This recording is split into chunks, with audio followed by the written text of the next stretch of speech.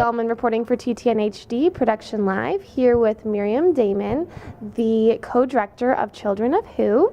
What inspired the making of this film? Well, it's about adoption being illegal in certain countries, this one particularly being Cambodia. And I think the inspiration for me personally was just seeing, having visited other third world countries and seeing so many children on the streets and wondering what happens to them. And then I thought, okay, well, what happens to them when they're not even allowed to be adopted out of the country for whatever reason? So that's kind of what took us to Cambodia, to find out why is that happening and what does the future look like for these kids. Can you give me a little bit of insight into the answers you found? I know it's covered in the film, but just a little bit of a tidbit of information. Yeah, absolutely. Well, the most important thing that we kind of uncovered while there is that while the topic kind of, it enraged me a little bit. I'm like, how can this be? How can it be, illegal? But I found out that it's actually for the better, for the good of the kids, because they're doing it to protect them, because there is a lot of corruption that goes on with like selling kids and people don't even, because of poverty, these kids aren't even orphaned. They do have families, so poverty has a lot more to do with it than actual, deceased parents. Mm-hmm. And so those are a couple of things that are covered in the video that Richard Bridle covered for us. He's the director of the UNICEF in Cambodia, and he was a well of knowledge for us. And definitely they're moving forward. Countries are participating in hopes of helping these kids rather than hindering their progress or anything like that. And it is common, so the kids are well cared for, hopefully in most cases, but there's still a lot of work to do. Did you have a good time shooting the film? I know it's very heavy subject matter, but What was your experience like as a filmmaker?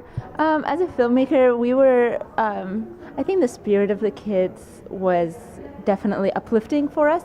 I think being North American, we come with this pity and, your poor children. But if they're well cared for, and the places that we visited, those organizations were taking such good care of the kids. So they were happy, they were, and they do have a future. One of the people that we met who's in the video is actually studying to be a lawyer and graduated probably since then, since we've interviewed him. Unfortunately, because it is common for people to live as orphans, they don't have anything holding them back from a bright future, which is such a weird juxtaposition, I guess. But that is something that I personally was happy to hear, although obviously we still wanted to bring awareness to the topic so that, the kid, as long as we're aware in North America or outside of the country itself, then we could at least be aware of how our government is dealing with it and how our government is cooperating with them to help the kids. Will you be making more documentaries in the future? Absolutely. We're not exactly sure what's going to happen, but with this one, there are so many other countries where the same topic is dealt with in a different way, and so I would like to make it a feature, or take it place by place. Not exactly sure, but there's a lot of ideas floating, and there definitely will be more documentaries for sure. And where can we find out more information on you and on the film online? Unfortunately, we didn't create a website yet because for various reasons, but you can always, I don't know. Sorry, I don't know. Well, for now, we'll check out the femaleeyefilmfestival.com. Yes, please do visit femaleeyefestival.com, and that's where my information is, as well as my co-producer, and yeah. Well, thank you so much, and best of luck with the film. Thank you very much. I'm Katie Uhlmann reporting for TTN HD Production Live here at the 10th Annual Female Eye Film Festival in Toronto.